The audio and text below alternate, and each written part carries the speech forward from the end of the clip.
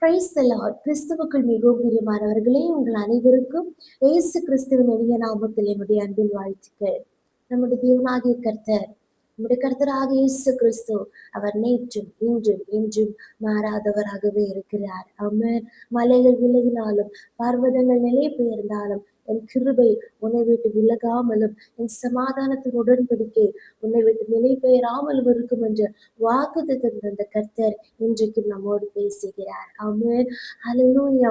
தேவனுடைய ஆவியானவர் உணர்த்தின ஒரு வேத பகுதியை வாசிப்போம். அப்போஸ்தலருடைய நடபடிகள் 10ஆம் அதிகாரம் அதனுடைய 34, 35 வசனங்கள். அப்பொழுது பேதுரு பேசத் தொடங்கி, தேவன் பட்சபாதம் உள்ளவர் அல்ல என்றும், எந்த ஜனத்தினானாயினும் அவருக்கு பயந்திருந்து நீதியை செய்கிறவன் எவனோ அவனே அவருக்கு உகந்தவன் என்றும் நிச்சயமாய் அறிந்திருக்கிறேன் என்று சொல்லுகிறார். ஆமென். Acts chapter 11 verse 34 and 35. Then Peter began to speak. I now realize how true it is that God does not show favoritism, but accepts from every nation the one who fears him and does what is right. Amen. உண்மையாக தேவனுக்கு பயந்திருந்து நீதியை செய்கிறவர்கள், அவர்கள் எந்த ஜனத்திலே இருந்தாலும், எந்த தேசத்துல இருந்தாலும், கர்த்தர் அவர்களை தமக்கு உகந்தவர்களாக பார்க்கிறார். கர்த்தர் அவர்களை ஏற்றுக்கொள்கிறார். இங்கே கொர்நேலியு என்கிற ஒரு 100க்கு அதிபதியை குறித்து நம்ம பார்க்கிறோம். ஸ்தோத்திரம். அவரை குறித்து வாசிக்கிறோம். அவர் தெய்வ பக்தி உள்ளவராயிருந்தார். தன்னுடைய வீட்டார் அனைவரோடும் கூட தெய்வ பக்தி உள்ளவராயிருந்தார். எப்பொழுதும் ஜெபம் பண்ணுகிறவராயிருந்தார். ஜனங்களுக்கு அநேக தான தர்மங்களை நன்மை செய்கிறவராயிருந்தார். ஸ்தோத்திரம். ஆனால் அவருக்கு இயேசு கிறிஸ்துவை குறித்து அவ்வளவாக அறிவு இல்லை என்றாலும், அவருக்கு இருந்த அறிவிலே அவர் மிகுந்த பயபக்தியோடும், அவன் ஸ்தோத்திரம், அவன் நீதியை செய்து, அவன் குடும்பத்தோடு கூட அவன் தேவனை ஆராதித்து எப்பொழுதும் ஜெபிக்கிற ஒரு அனுபவத்தோடு காணப்பட்டார். ஹல்லேலூயா. அதனால் இயேசு கிறிஸ்து அவன் ஏற்ற சமயம் வந்தபோது நம்முடைய தூதனை அனுப்பி அவன் அவரோடு பேசுகிறார். அவரோடு சொல்லுகிறார், நீ பேதுருவை அழைப்பி, அவர் நீ செய்ய வேண்டிய காரியத்தை எல்லாம் உனக்கு சொல்லுவான் என்று சொல்லுகிறார். இந்த வசனத்தை கேட்டுக்கொண்டிருக்கிற ஒவ்வொருவரோடு கர்த்தர் பேசுகிறார். அவன் உண்மையாக நாம் அவரை தேடுவோமாக, உண்மையாக நாம் அவரை சேவிப்போமாக. அவன் ஸ்தோத்திர. கர்த்தருடைய தூதனானவர் நமக்காக இறங்குவார். நம்முடைய ஜெப அறையிலே தேவன் இறங்குவார். ஸ்தோத்திரம். நாம் செய்ய வேண்டிய காரியங்களை கர்த்தர் நமக்கு கற்றுக் கொடுப்பார். நமக்காக கர்த்தர் சிலரை நியமித்து வைத்திருக்கிறார். ஏற்ற காலத்திலே அவர் கொண்டு வந்து சேர்ப்பார். ஆமென். அவன் தீத்து வந்தது பவுலுக்கு மிகவும் ஆறுதலா இருந்ததுன்னு நாம் வாசிக்கிறது போல, நம்முடைய ஆறுதலுக்காக, நம்முடைய சமாதானத்தை ஏற்றவைகளை பேச, பரலோகத்திற்குரிய காரியங்களை நமக்கு சொல்லித்தர, தேவனுடைய ஆலோசனைகளை சொல்ல, அவன் வசனங்களை யதார்த்தமாக நம்மோடு பேச கர்த்தர் சிலரை நமக்காக எழுப்புவார். ஆமென். அவன் நம்மை நேசித்து அவர் நமக்காக அற்புதங்களை செய்வார். அப்படியே பேதுருவோடு தேவனுடைய ஆவியானவர் பேசினார். அதன் அடிப்படையிலே அவன் ஸ்தோத்திரம், இந்த கொர்நேலியு ஆள் அனுப்பினதுனாலே பேதுரு அவனுடைய வீட்டிலே கடந்து வருகிறார். அங்கே வரும்போது கூட அவர் இதைத்தான் சொல்லுகிறார். 33வது வசனத்திலே கொர்நேலியு பேதுருவை பார்த்து சொல்லுகிறார், ஆமென், நீர் வந்தது நல்ல காரியம். ஆமென். தேவனாலே உமக்கு கட்டளையிடப்பட்ட யாவையும் கேட்கும்படிக்கு நாங்கள் எல்லாரும் இப்பொழுது இங்கே தெய்வ சமூகத்தில் கூடி இருக்கிறோம் என்றால், அவர்கள் ஆவலோட வாஞ்சியோட தெய்வ சமூகத்துல கூடி இருந்தாங்க. அவங்க வீடுகள்ல அவங்க கூடி இருந்தாங்க. எதற்காக?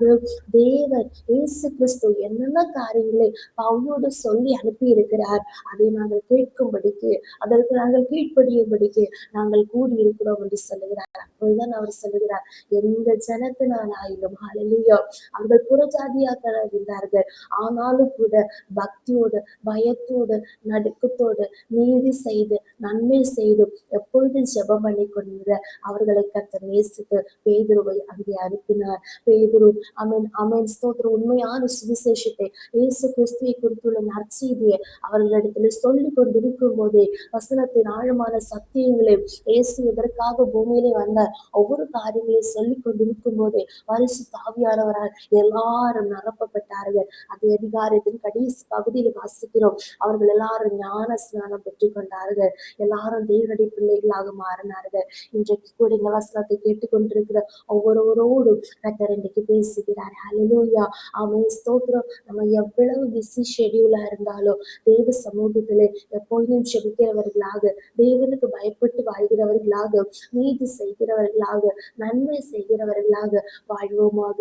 கர்த்தர் ஏற்ற காலத்திலே ஆமென் ஸ்தோத்திரம் நிச்சயமாகவே நம்மை ஆசீர்வதிப்பார். நம்மை ஒரு மனுஷன் உலகம் முழுவதையும் ஆதாயப்படுத்தி கொண்டாலும் தன் ஆத்மாவை நஷ்டப்படுத்தினார், அவனுக்கு லாபம் என்ன, அவனுக்கு ஈடு என்ன என்று, அதற்கு ஈடாக அவனுக்கு எதை கொடுக்க முடியும் என்று இயேசு கிறிஸ்து சொல்லி இருக்கிறார். அப்படி என்றால் இந்த உலகத்திலே நாம் பெறுகிற ஆசீர்வாதங்கள், நன்மைகள் எல்லாம் அவன் இந்த பூமியோடு கூட அழிந்து போகும். ஆனால் நாம் உண்மையாக அவரை தேடுவோமாக கர்த்தர் நமக்கே வெளிப்படுத்துவார். அநேகரை கொண்டு கர்த்தர் நம்மோடு பேசுவார். அதை ஏற்றுக்கொள்ள வேண்டிய மனப்பான்மையோடு நாம் காணப்பட்டால் நிச்சயமாகவே ஆத்தும ரட்சிப்பை பெற்றுக்கொண்டு அமே ஸ்தோத்திர பரலோக ராஜ்யத்தில் சுதந்திரவாளிகளாக கர்த்தர் நம்மை ஒவ்வொருவரையும் மாற்றுவார். இந்த வசனத்தின்படியே தேவன் நம்மை ஒவ்வொருவரையும் ஆசீர்வதிப்பாராக. ஜெபிப்போம். இயேசுப்பா ஸ்தோத்திரம். உங்களளவில்லாமல் இயேசு வழி நடத்துகிற எங்கள் அன்பின் பரலோக பிதாவே, ஆசீர்வதிக்கப்பட்டுதான் இந்த நாளிலே நீர் எங்களுக்கு தந்த வார்த்தைக்காக ஸ்தோத்திரம் கர்த்தாவே. இந்த வசனத்தை கேட்டுக்கொண்டிருக்கிற அப்பா எங்கள் ஒவ்வொருவரையும் சமூகத்தில் ஒப்பு கொடுக்கிற கர்த்தாவே, இன்னும் அதிகமாக தெய்வ பக்தி உள்ளவர்களாக வாழ்ந்து கர்த்தாவே அப்பா ஸ்தோத்திர குடும்பத்தோடு கூட அப்பா ஸ்தோத்திர தேவனுக்கு பயப்படுகிறவர்களாக, அப்பா நீதி செய்கிறவர்களாக, நன்மை செய்கிறவர்களாக, எப்பொழுது உண்மை நோக்கி ஜெபிக்கிறவர்களாக நாங்களுமாக எங்களை ஒப்பு கொடுக்கிறது தாவு.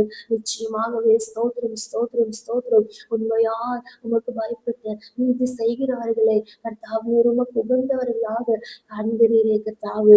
அப்பா இந்த நாட்களில் உங்களுடைய சித்தத்தை நாங்கள் செய்து அப்பா பரலோக ராஜ்யத்தின் சுதந்திரவாளிகளாக மாற கர்த்தர்களுக்கு ஒவ்வொரு கிருபை செய்கிறதற்காக ஸ்தோத்திரம். தாழ்த்துகிறோம், ஒப்பு கொடுக்கிறோம். இயேசு கிறிஸ்து நாமத்தினாலே ஜெபிக்கிறோம். எங்கள் ஜெபத்தை கேளுங்க நல்ல பிதாவே. ஆமென், ஆமென், ஆமென். May God bless you.